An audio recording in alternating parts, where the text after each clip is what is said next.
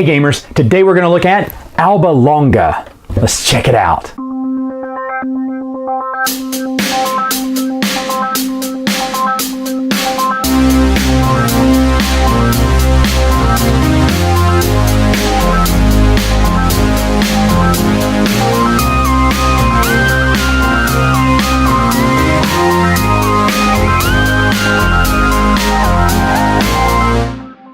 Alright, so how you're going to set up this game is, first off, the youngest player is going to be the starting player. This is the King of Kings card, and at the end of each round, he will assign a new King of Kings to be first player for that round. It can't be himself back to back there.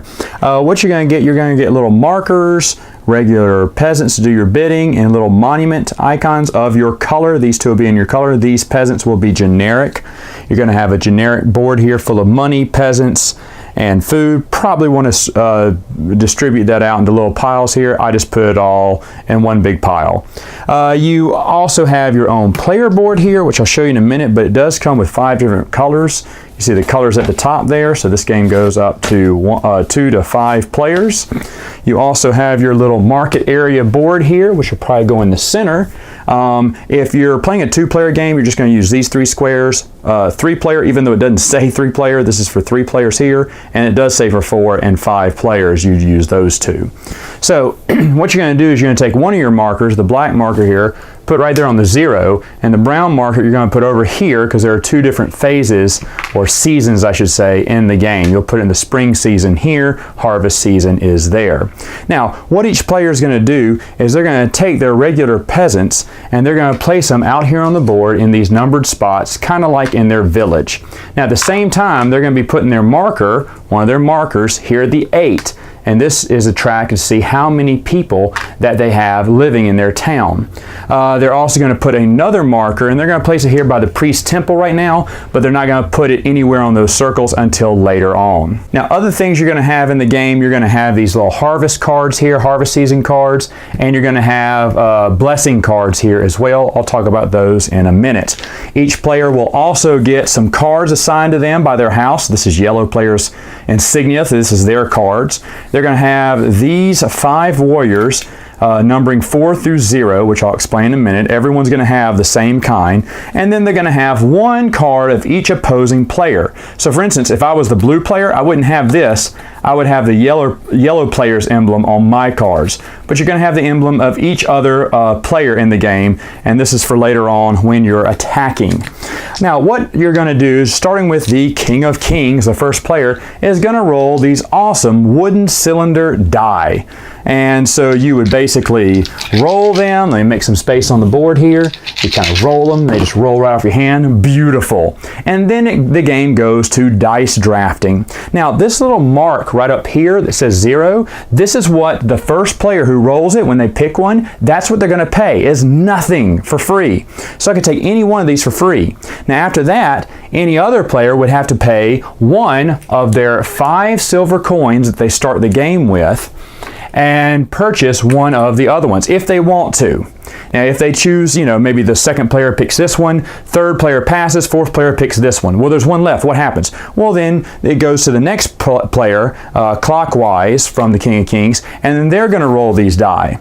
Now, it stays at 0 for the first player until it comes all the way back around to our starting player, the King of Kings.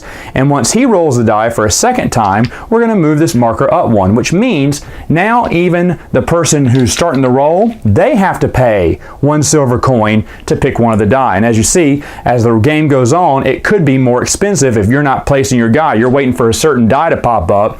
It could be very expensive as the game goes along. But anyway, you're rolling these die and you're making picks on them. So giving you a closer look at the player board, let me show you what each one of these dice symbolize. So let's say this is what we rolled. We rolled something like this, and I was the first player. Well, if I pick the black die, what I can do is, it says it rolled up in 1, I would put 1 of my peasants over my city and put him over here in the barracks. Okay, you can't put more than that on whatever the die says, then you remove that one from the pool. Well, let's say the next time it came around to me, if they picked a gray die. Well, gray stands for merchants, and so they put them over here in the merchant die. Now, I'm having these guys face down so you can see them on camera, but usually you would put them standing up, and that is important in the game. Well, only when it comes to merchants, really. It's very important to have them standing up. But I'm just putting them face down. I'll explain why in a minute. Anyway, you can put them in the merchants with the gray die. The white die will let you put that many people, so 4 people, over here in the quarry.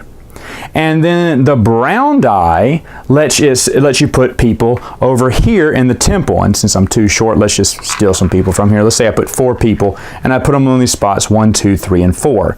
Now, if you don't have that many people, like I just did, I only had 2, and I picked up the 4, well, I would just move the only 2 that I had over there. So you don't have to put, the exact amount over in that area, just whatever you want to, but you cannot put more than what the dice show, and you cannot put them in an area, like I can't pick up brown and say, I want to use these for merchants. You can't do that.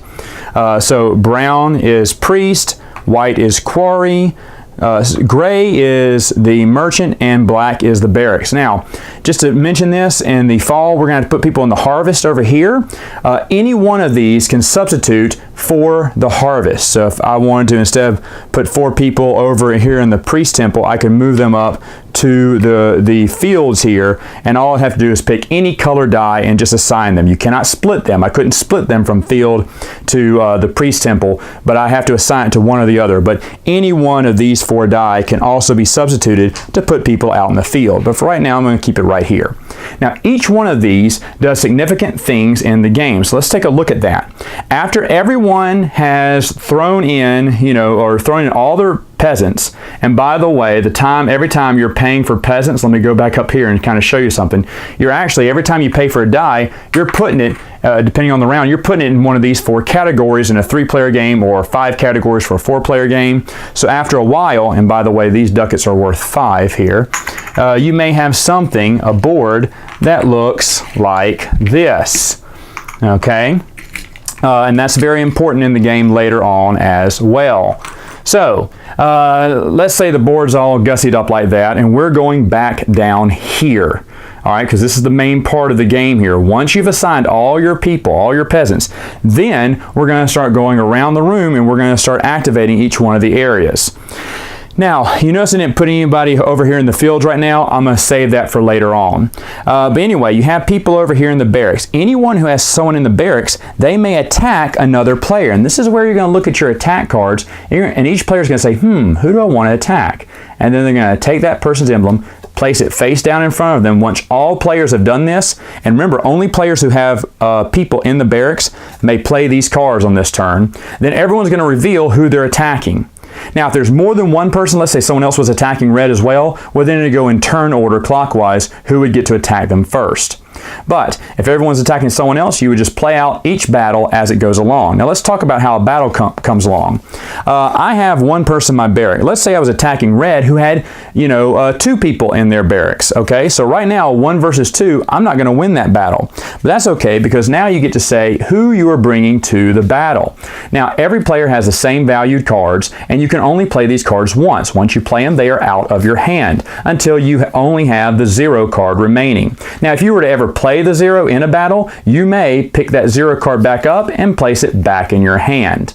Okay, but once you get down to the 0 card, only then can you draw back up to your other warriors and use them again. So you got to be very careful. There's a lot of card management here on when you want to use your big guns and when not to. So in this area, in this case, if I'm outnumbered 2-1, I may want to go ahead and play this 4 just to make sure I can beat him.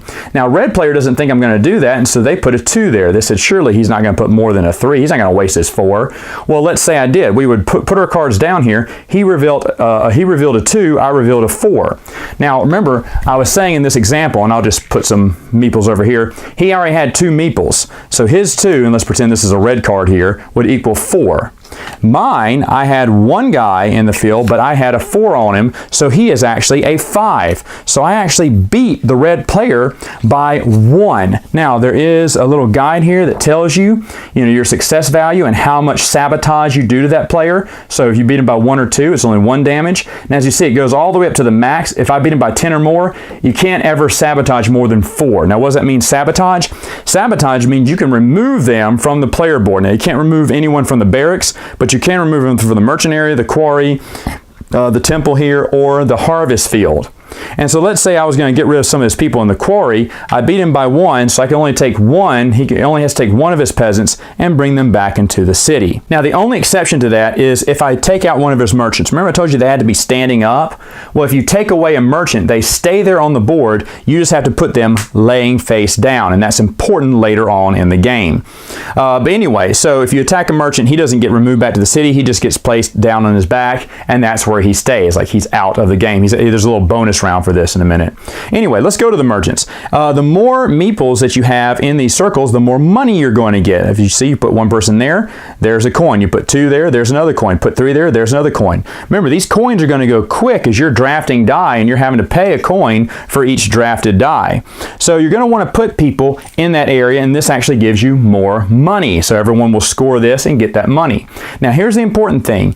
Any of them that are standing, they will be counted up. Whoever has the most merchants in that area standing up is going to get some of the money that was placed up here. Now, first off, the king will get his share, and the king goes for the biggest pile, which right now is this one, so he'd remove that one, and the player with the most merchants in the area would get the second highest, which in this case would be these 5 ducats here. Woo! I scored really well there, let's say, if no one else put merchants in there. So that's how you can make additional money in the game, is by definitely putting down these merchants in those areas. That's the merchant area. Next one is the quarry. For every 2 people you have in the quarry, so if I took that person from that last battle and, let's say blue took me out and put 1 there, I have 3 people, I can only make 1 monument because I only have 2 people there. If I had 4 people there, I could have made 2 monuments. Now, monuments are other things that you need to do to win the game. Once you have this monument track all filled up, and once you have your population moved up to 16, you're going to win this game. So building monuments is very big. But of course, this makes it a #1 hotspot for people wanting to attack you. They're going to attack your quarry. So I love the balance between these 3. This gives you money that you need to purchase the right die. This gives you defense and lets you attack others and sabotage them. And this gives you monuments, which help you win the game. All 3 of these balance each other out pretty well. Now, before I go any further into that, here we go over to the priest side here.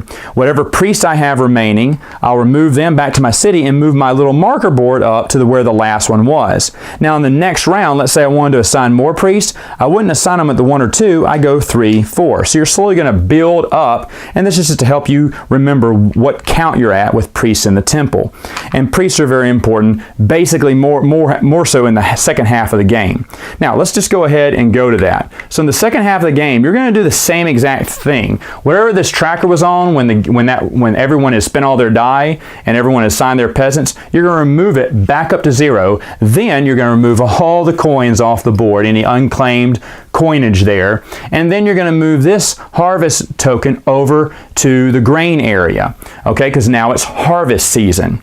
Now, in this area, you're going to do the same thing as before. You're going to roll these 4 wooden die. You're going to be drafting them. You're going to be paying for them. You're going to be throwing money back on the board again, when you spend it. And then if you go down here, this is also a good time to get your priest up and your little harvest fields. As you see here, there's several little harvest field spots you can choose from. They even have a granary area. You can put as many people as you want in there. What that's used for is in the harvest time, you're definitely going to get attacked over here in the fields. And so let's say I lost 2 workers. Well, anyone who's over in my granary, they can be removed and come out here and replace those 2 workers out in the field. So it almost kind of guarantees you some food just in case everyone gangs up on you. Let's say another person gangs up on me and he removes 2 more. They'd go back to my city. Well, in that case, I take this final guy from the granary and at least put him there.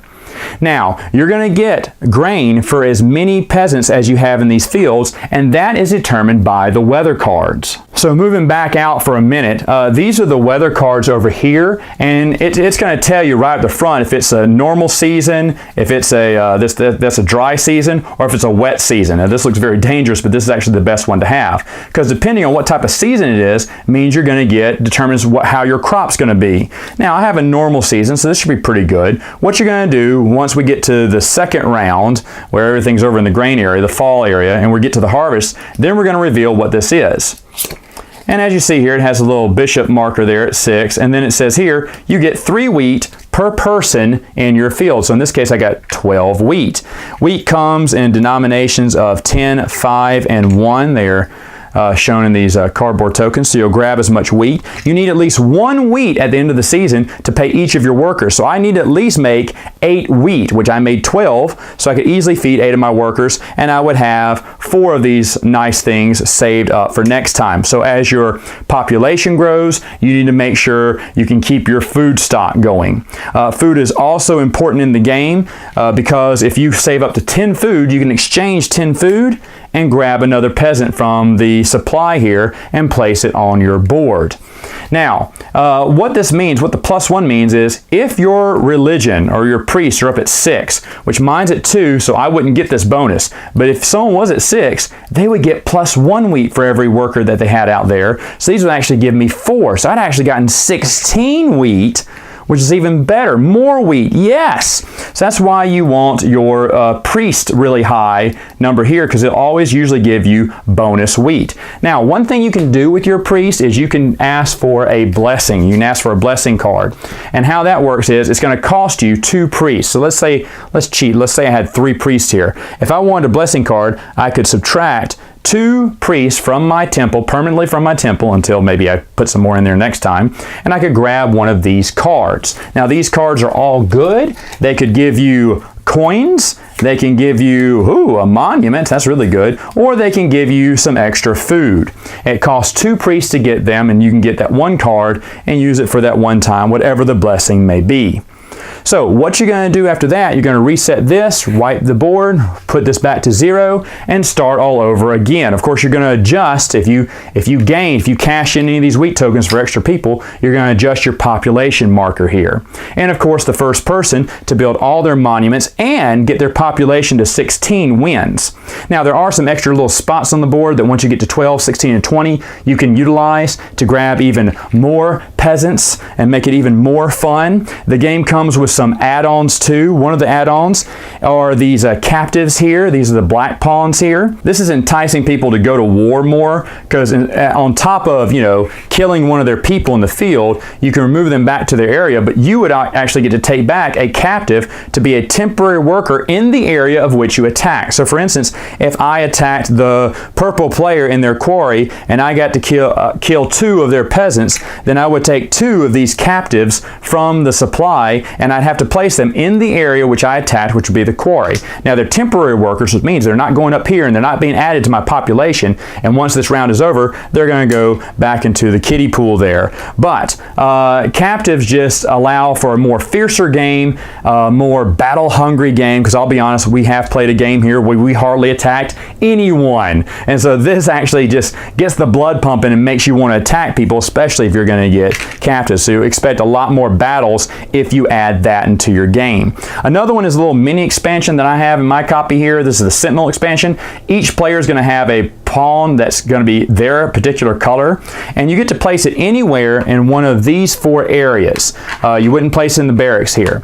And what the Sentinel does, you would stand him up in that area. So let's say I stood him up in the quarry there, and if someone attacked me in the quarry, it would not work. The battle would be won because my Sentinel was there. He would fend off that battle all on his own. Now, after that, I would have to lay him down. So that means if there were 2 people that attacked my quarry, the second battle would ensue because my Sentinel would be taking a rest after the glorious battle he won the day before. Now, once the Sentinel is done, you have to move him to the next area in clockwise order. Now, he would move over to the priest. But let's say I didn't want him to go to the priest next. I wanted to go to the harvest field. I really need him to be in the harvest field because now, oh no, it's going to be harvest time. Well, what you can do is you can pay an extra coin to the bank and move him further along the board. Or maybe I wanted him to go back to the merchant because I want to get those extra bonus coins there. Wherever it is, you can pay extra coins and move him further around the board, but he has to move once, and that's in the next general direction. And that's one of the mini expansions to Abalonga. Final thoughts, what do I think about this game? Well, Abalonga happens to be my nickname at Greek parties. I'm just kidding. I picked this game up at BGG SpringCon, and I liked the wooden little cylinder die. I really love that. That really makes it pop. This is sort of worker placement, a little bit of take that with the war thing, and you know what? I dig it. I love it. If you like that kind of, it's a little bit deeper game than what I'm used to playing, but I really do love it, meaning deeper. There's several choices you can make. There's several steps you have to take. The rules suck. It took me forever to get this right. And I think the first 2 times we played it wrong differently. So, heck, I probably could have given another rule wrong. Someone's going to correct me in the comments, I'm sure. But I think we got it down pat. Or at least that's how we're going to start playing it because it works now. But the game is pretty good. The instruction manual, not the best I've seen. But that's really the only negative I have about this game. I love these types of games. Now, of course, there is no going back. Once you've got the priest, you're going to be pretty good at the end of the game. Once you start building all those monuments, you're going to be pretty good. Building those, your civilization, you can never lose civilization permanently. You can never lose priest permanently unless you take a blessing. But other than that, it's really fun. Now, should you involve the captive scenario? I would say yes and no. If you're someone who doesn't like the war aspect, because I think the first few times we played it, we found out, well, the first time we played it, we all went to war in the first round. Then we just stopped. We're like, it's not worth it. We'd rather just get our resources, and it's just a race to get to the end. Well, then I said, okay, guys, let's put in this captive thing here because no one's attacking anyone and it's making that black die completely worthless. But when we did that, oh man, attacking was everywhere. Everyone was going to war. So I would play with the captive scenario all the time. The Sentinel scenario is good too if you're playing with the captive scenario because those work hand in hand. So to definitely have someone safeguard your area and pay extra coin just to move them around the board faster, that makes coinage that much more important in the game, so that really enhances your game. And Abalonga is a great game, so if it looks like it's something for you, then I would say definitely pick it up. I love it, love it, love it to death. All right, gamers, that's all the time I have for now. Until next time, game on!